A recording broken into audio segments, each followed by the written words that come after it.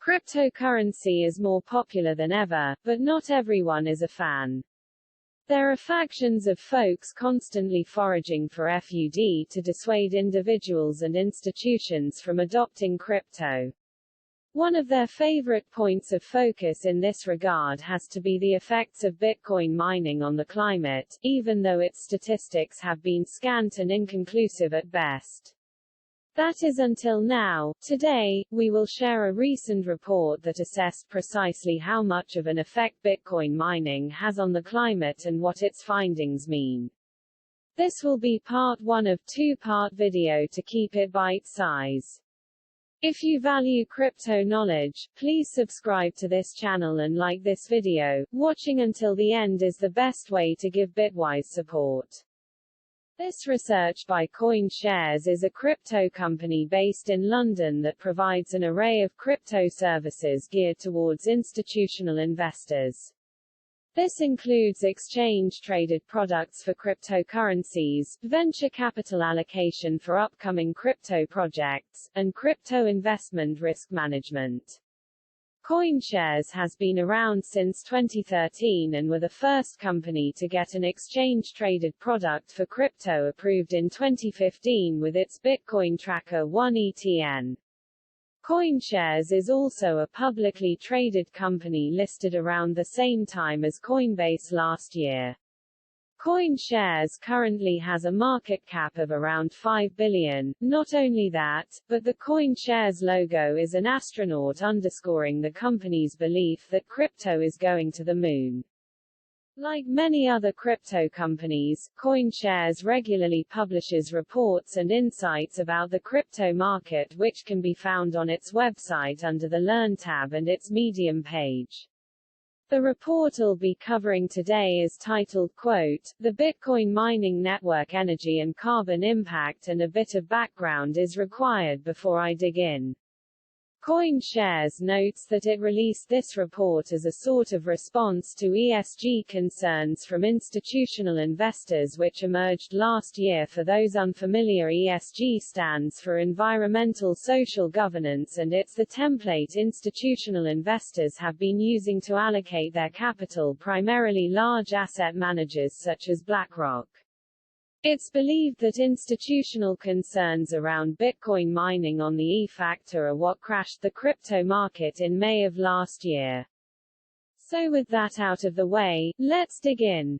CoinShares' Bitcoin mining report begins with a brief history of the concerns about the energy used by Bitcoin mining, including a famous response from Bitcoin creator Satoshi Nakamoto, who was already dealing with energy critics way back in 2010.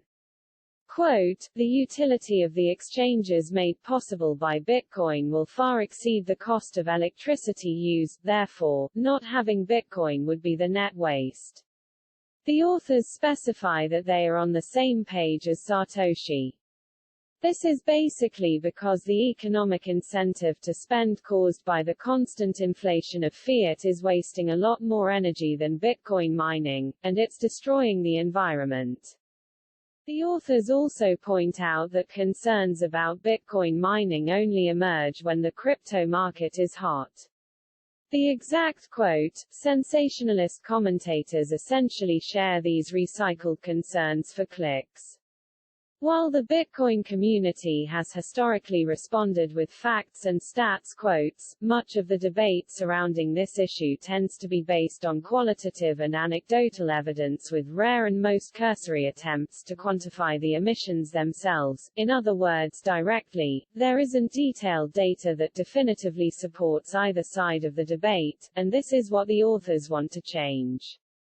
Next, the authors break down the 3 components in their methodology: calculating network efficiency, calculating carbon emissions, and a whole bunch of assumptions. In terms of network efficiency, the authors examined the energy profile of every single Bitcoin mining machine ever made and estimated how prevalent they are in Bitcoin mining operations today as well as how prevalent they're likely to be going forward. This is in contrast to what the authors refer to as the quote, top-down method, which is to choose a single Bitcoin mining machine to assume every Bitcoin miner out there is using that one type of machine and calculate energy use based on that assumption with their more accurate estimate of the energy use of Bitcoin mining machines. The authors then estimated the total energy use by looking at the hash rate of the entire Bitcoin blockchain. When it comes to calculating carbon emissions, the authors looked at the different regions where Bitcoin miners are based and how those regions get their power. Logically, if a region is getting 100% of its power from fossil fuels, then it's safe to assume that any Bitcoin mining operations in that region are using those same energy sources. Now, as for the assumptions the authors make, 7, the first, is that they use a combination of their own internal data and publicly available data to estimate the current composition of crypto mining machines and ignore the variations within the same kinds of crypto mining machines during their production lifetime. The second is that they use complex calculations to determine how many of these Bitcoin mining machines in circulation are turned on at any given time and assume the majority of these will be the most efficient mining machines since they are the most profitable.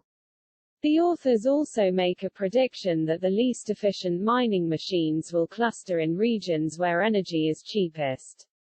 The third assumption is that the implied hash rate of the entire Bitcoin blockchain is correct, which is hard to say for sure.